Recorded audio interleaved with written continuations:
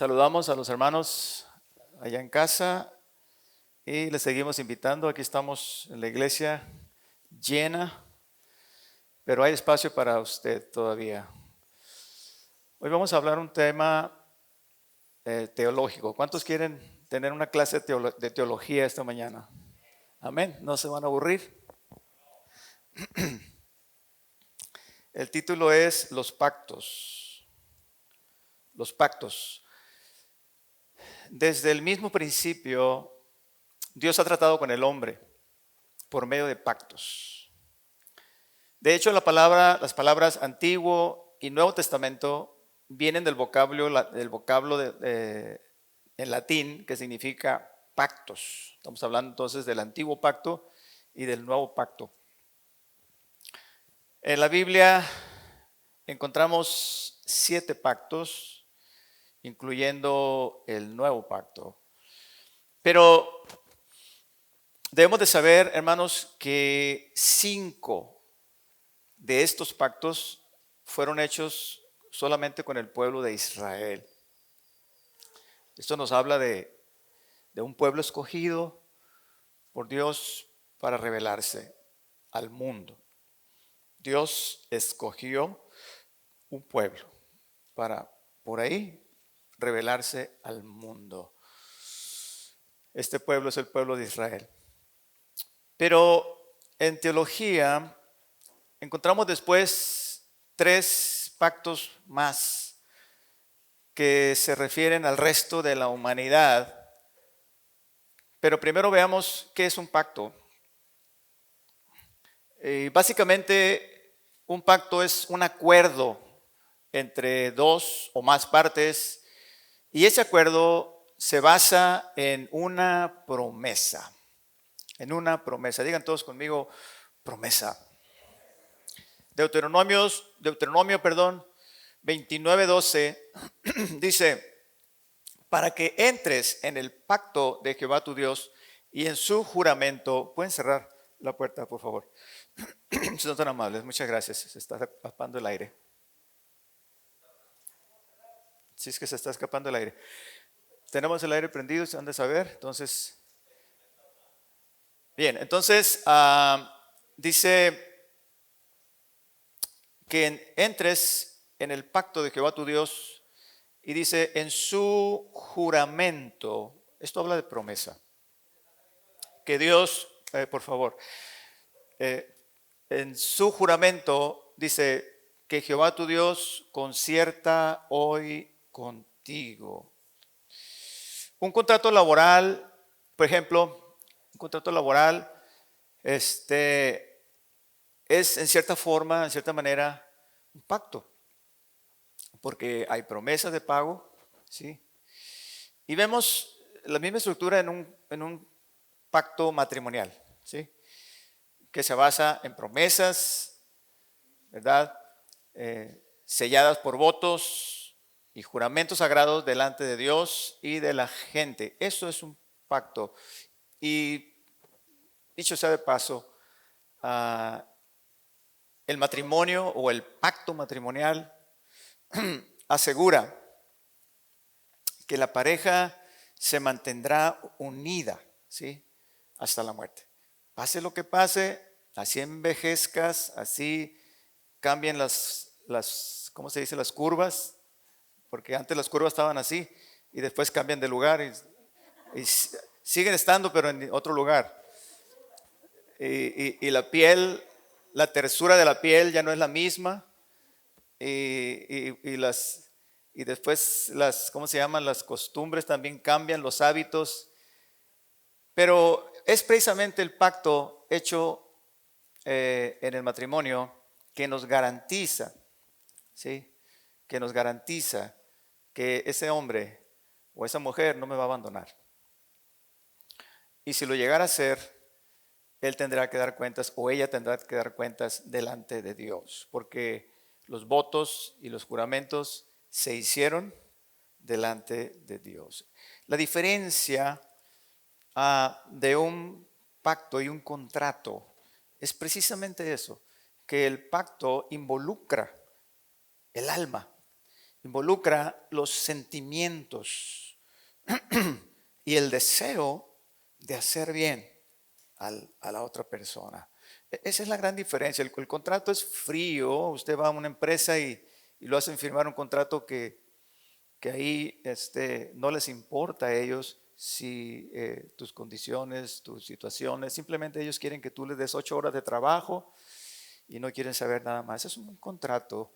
Pero en un pacto, hermanos amados, aparte de que involucran los sentimientos y el buen deseo y el amor y todas esas cosas del espíritu, también hay promesas que sellan, hay promesas que ratifican lo que se dice, lo que se desea. No solamente se desea, sino que se ratifica, se da algo en prenda. Y eso garantiza pues el cumplimiento. Entonces, pero además debemos de saber que no solamente hay promesas, sino que también hay estipulaciones. Es decir, esas promesas se condicionan, ¿sí? a que ciertas cosas sean cumplidas. O sea, que prácticamente hay promesas tanto de un lado como del otro lado. Los pactos específicos que encontramos en la Biblia son 7, y es el pacto edénico, el pacto noético, el pacto abrámico, el pacto mosaico, el pacto palestino y el pacto davídico. El pacto adámico o edénico, hermanos, es el pacto que Dios hizo con Adán y Eva, allá en el primer capítulo de Génesis, donde la promesa era la vida eterna. Esa fue la promesa. Van a vivir eternamente. Y la condición simplemente fue: no coman de este árbol que está aquí. Es decir, simplemente obedezcan lo que les estoy diciendo. El pacto noético en Génesis 9, he aquí yo establezco mi pacto con vosotros y con vuestros descendientes después de vosotros. Está hablando de Noé. Y se establece aquí que Sem, hijo de Noé, sería la simiente bendita. Tome nota de eso. Y él será el conducto para toda revelación divina. En el pacto abrámico, Génesis 17, 7 más bien, estableceré mi pacto entre ti y mí y tu descendencia después de ti, es decir, los hebreos, en sus generaciones por pacto perpetuo. Esto es pacto eterno, para ser tu Dios y el de tu descendencia después de ti. Qué pacto tan precioso. El pacto mosaico en Éxodo 20, usted lo conoce. Debemos de saber que este pacto, que es el pacto de la ley, consta de 3 grandes divisiones, que son mandamientos, juicios y ordenanzas.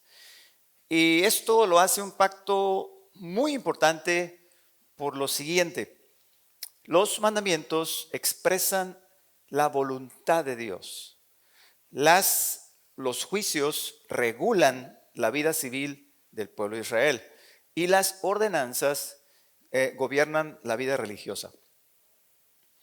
Estos 3 elementos forman lo que conocemos como la ley, como ya dije, y tenía como símbolo las tablas de la ley, que fueron depositadas en una caja de madera de acacia forrada o chapeada de oro, cubierta con una capa de oro macizo, de aproximadamente 1 pulgada de grueso, oro macizo, con unos querubines de gloria forjados con martillo, llamado el propiciatorio. De esa capa, de esa tapa, salía la voz de Dios una vez al año, en el día de la expiación, y Dios hablaba en voz audible al pueblo por medio de los sacerdotes.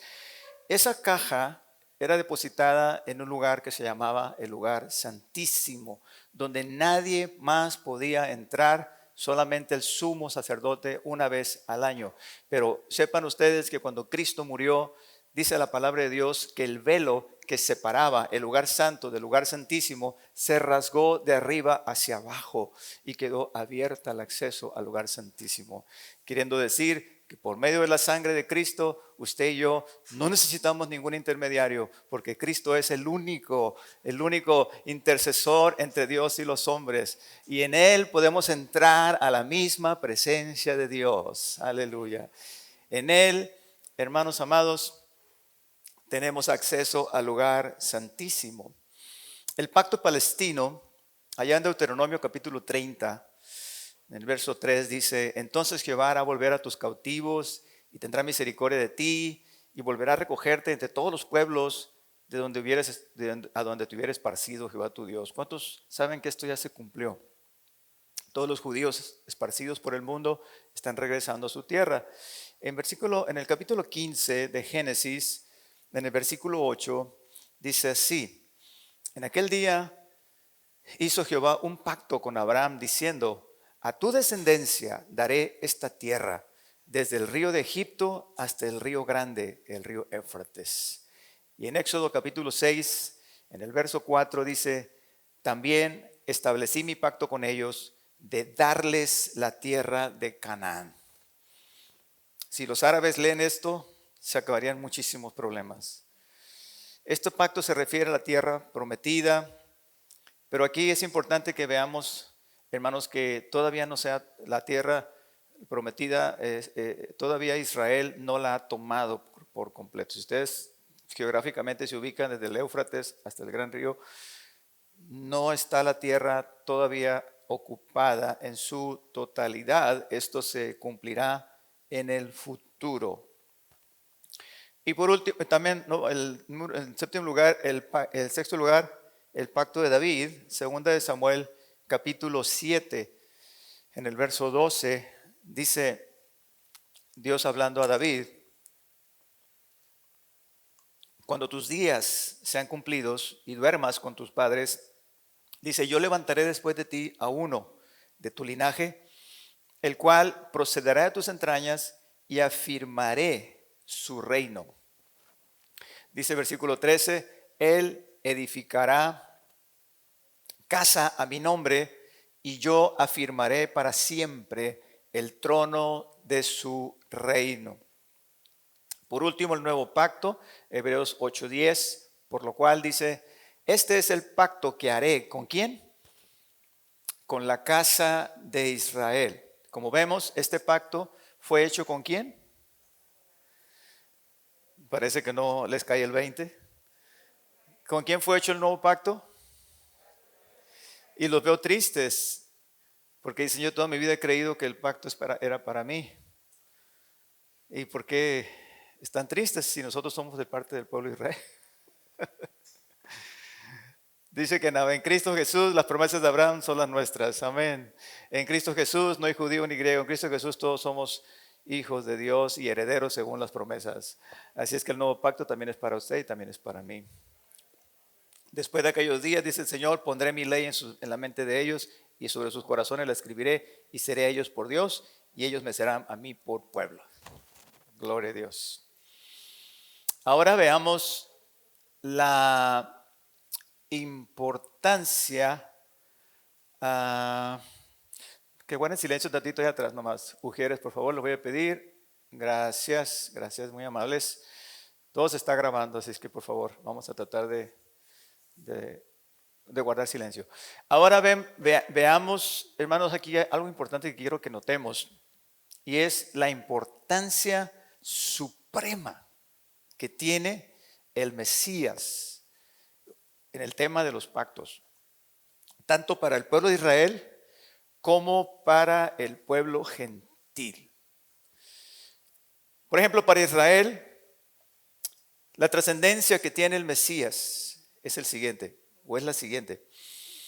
En cuanto al pacto adámico, Cristo, como el segundo Adán, asume el lugar de supremacía que le fue dado a Adán sobre todas las cosas, ¿sí?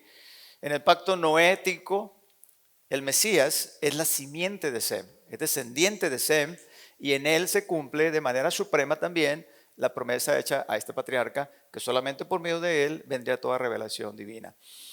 Con respecto a Abraham, en Cristo serán benditas todas las naciones de la tierra. Con respecto a la ley, el Señor Jesús vivió sin pecado, cumpliendo la ley cabalmente.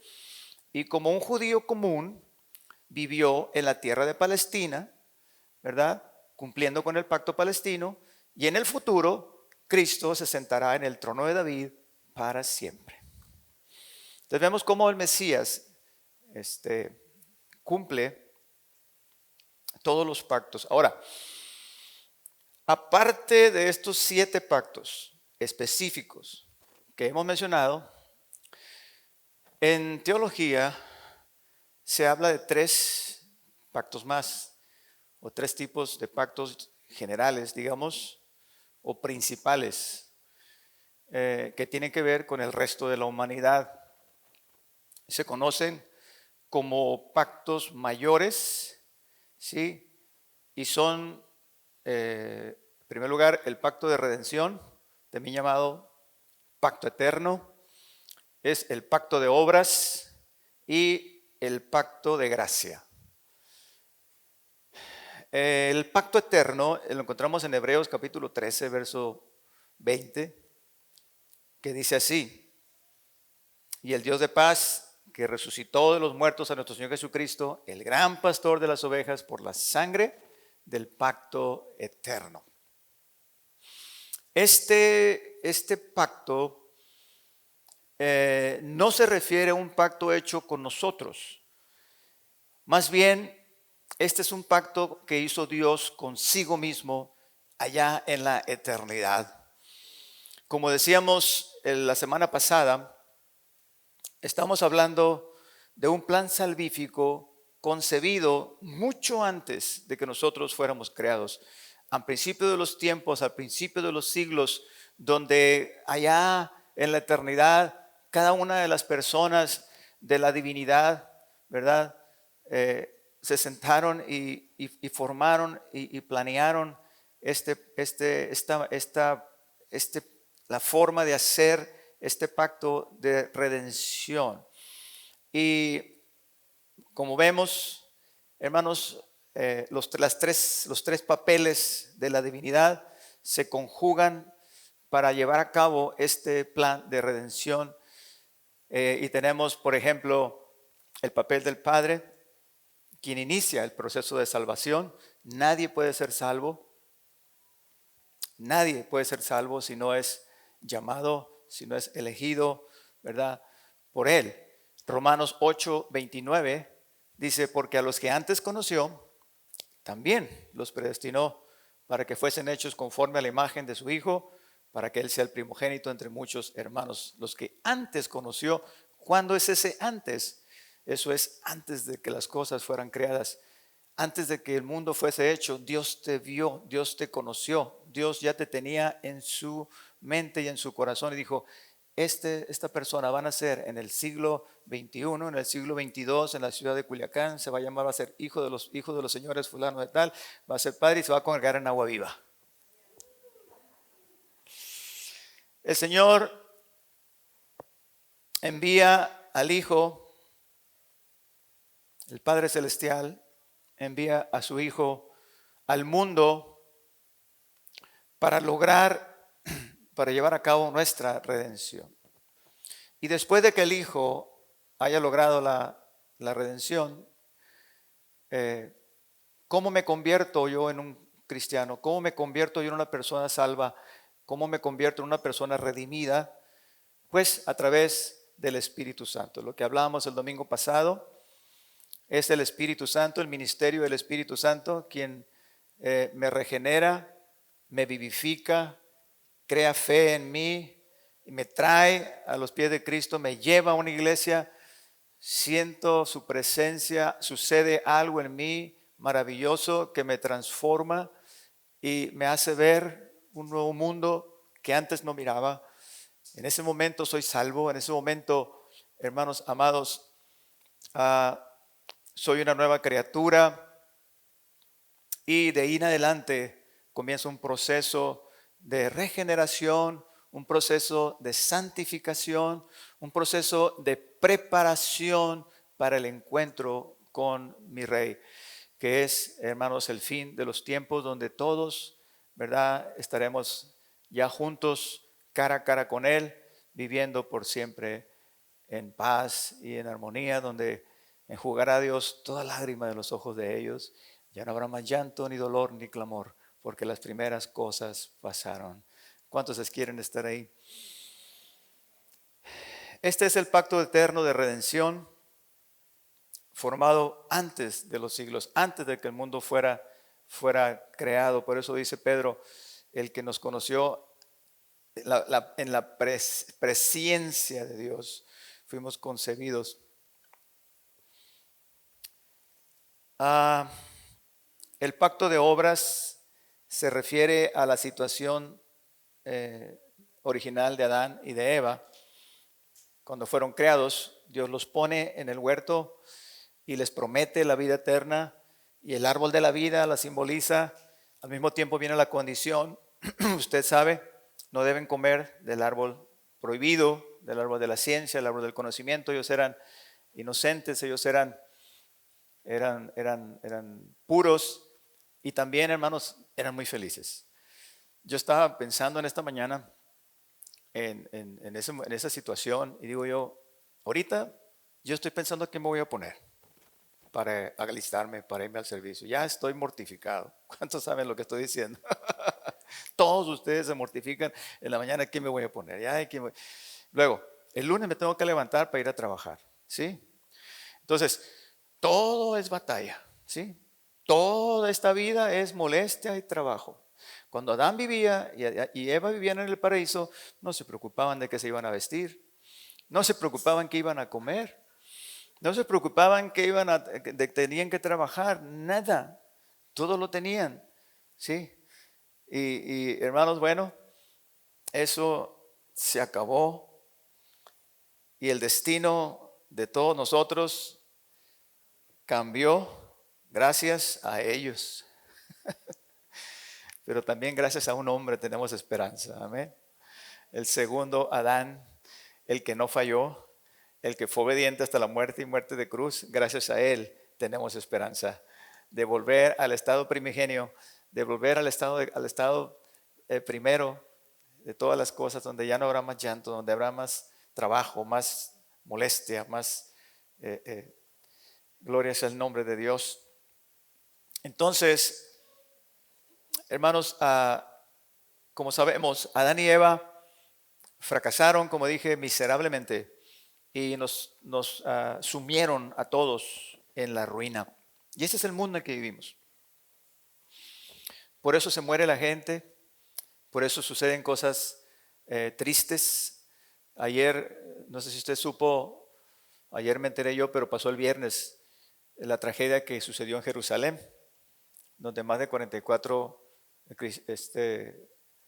rabinos ortodoxos, judíos ortodoxos, murieron en una estampida, en una celebración anual que ellos tienen, donde miles se reúnen.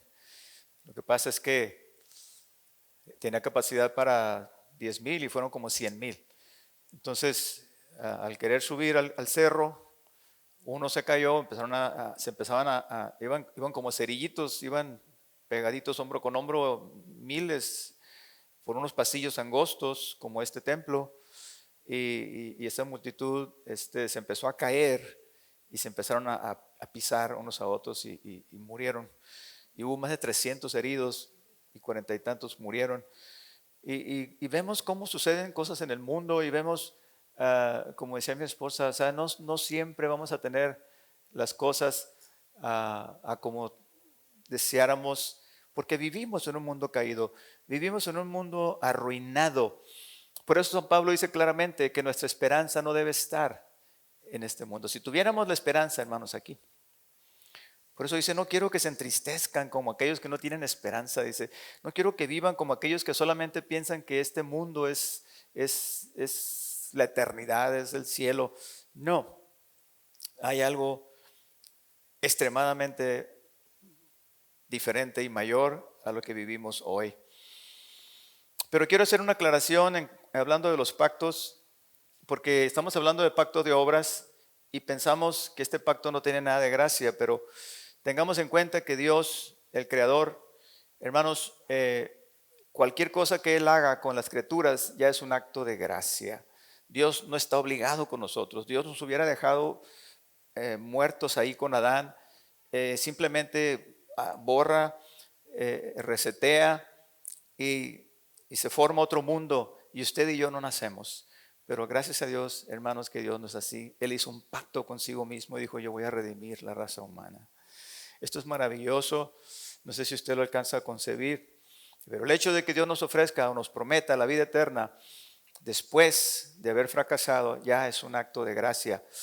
Así que el pacto de obras también se funda en la gracia. Sin embargo, son diferentes. En el pacto de gracia, Dios nos da, como dije, una oportunidad para ser redimidos. Y lo hace en base a la promesa de Génesis 3:15, ¿sí? Que vendría un Salvador. Este es el Mesías. Ahora bien, lo que ignoramos o al menos no le ponemos mucha atención es que Cristo cumplió también el pacto de obras. Fíjese, no solo venció la tentación en aquel monte, sino en toda su vida subsecuente. No solamente venció a Satanás en el monte de la tentación, sino toda su vida fue una vida de victoria. Nuestro bendito Salvador, a lo largo de toda su vida, estuvo expuesto a la tentación, como usted y como yo. 33 años tenía nuestro Señor cuando entregó su vida. Permítame.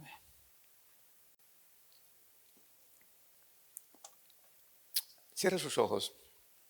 Señor, te doy gracias por esta palabra y te pido que me des fuerzas para terminarla. En el nombre precioso de Jesús. Amén. Me agoté en la música y me quedé sin energía para predicar. Yo soy así como los carros de 4 cilindros, que nomás tenemos el tanque chiquito. Bien, téngame paciencia, ya voy a terminar. Y a ver si logra captar lo que quiero y salga usted bendecido esta mañana.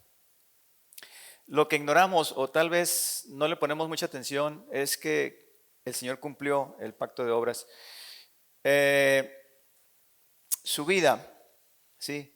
En su vida, en perfecta obediencia, hermanos, es que cumple todos los términos de este pacto. Él fue obediente, dice, hasta la muerte, ¿sí? Y muerte de cruz. Entonces, hay una pregunta que quiero hacerles y es la siguiente. ¿Usted cree que somos salvos por las obras?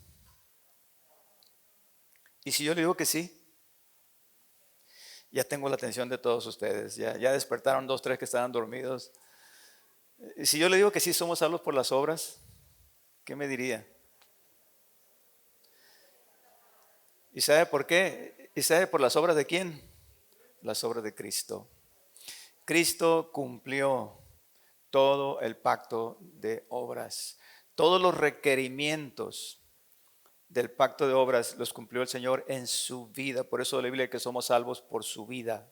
No solamente somos salvos por su muerte. Bendito sea el Señor. Alguien dele gloria, hermanos, en esta mañana. Por ende, el pacto de gracia no anula el pacto de obras. Por el contrario, lo cumple en Cristo Jesús nuestro Señor. Entonces, es muy importante esto porque es muy común que pensemos cuando hablamos de la gracia que las obras no son importantes. Que no importa lo que haga o no importa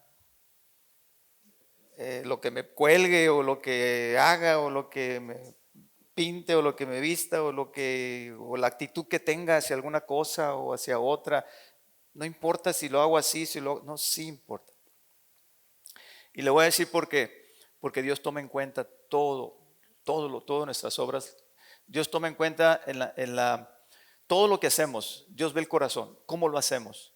Ok, si estoy equivocado en algo, pero mi corazón es recto delante de Dios, eso Dios lo toma en cuenta. En cambio, si hay rebeldía y hay orgullo en mi corazón y tengo toda la razón, Dios, estoy reprobado delante de Dios.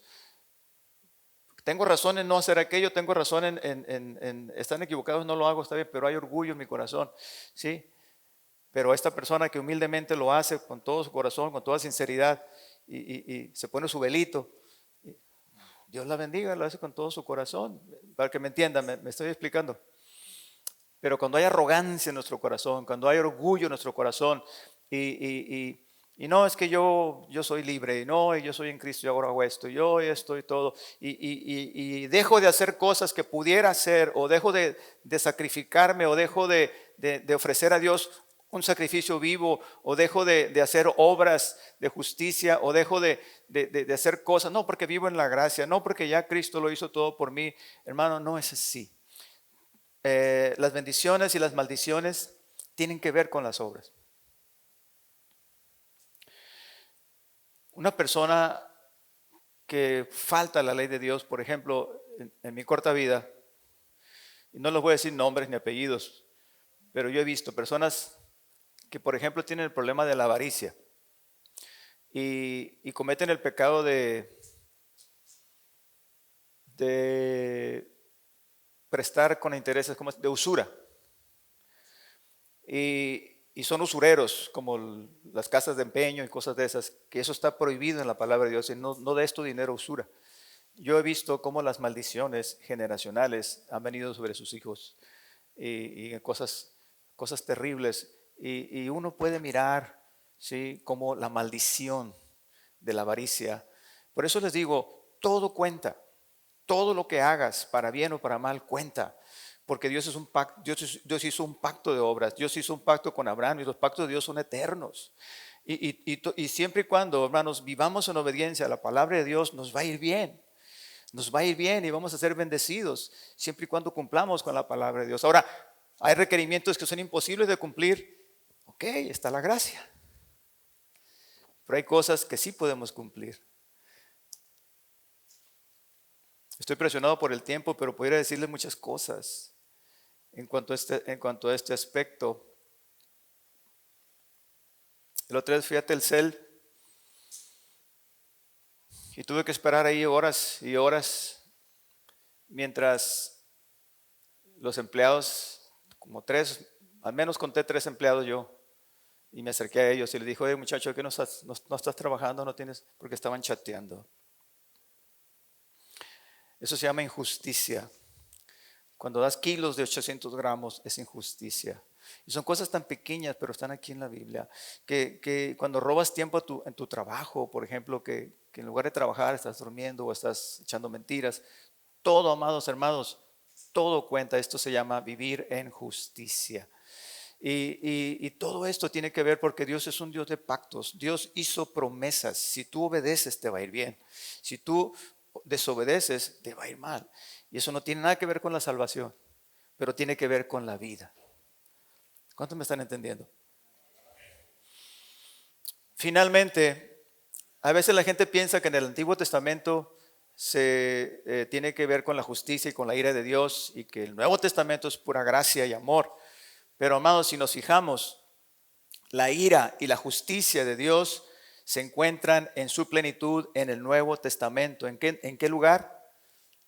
En el monte Calvario, donde se clavó una cruz y se colgó un hombre. Allí la ira de Dios se derrama, ¿verdad?, sobre Cristo, el ungido. La justicia de Dios se satisface plena y completamente. Hermanos amados, y sin embargo, este acto también es el ejemplo más grande, más claro de gracia. La justicia y la ira de Dios por un lado, pero también la gracia de Dios dando a su Hijo. ¿Por qué? Porque era recibida esta ira de Dios por otra persona y no por nosotros. ¿Sí? Es recibida por un sustituto que se somete a todos los términos de los pactos y los cumple con todas sus obligaciones, y toda la ira de Dios y la justicia de Dios y los requerimientos de la ley son caídos sobre él. Dice, cargó en él el pecado de todos nosotros. Eso es gracia y justicia a la vez. Justicia para él, gracia para nosotros. Bendito sea su nombre. Así que, hermanos, el pacto de gracia y el pacto de obras van de la mano. Juntos cumplen el pacto de redención para toda la humanidad. Quiero que suban los músicos, por favor.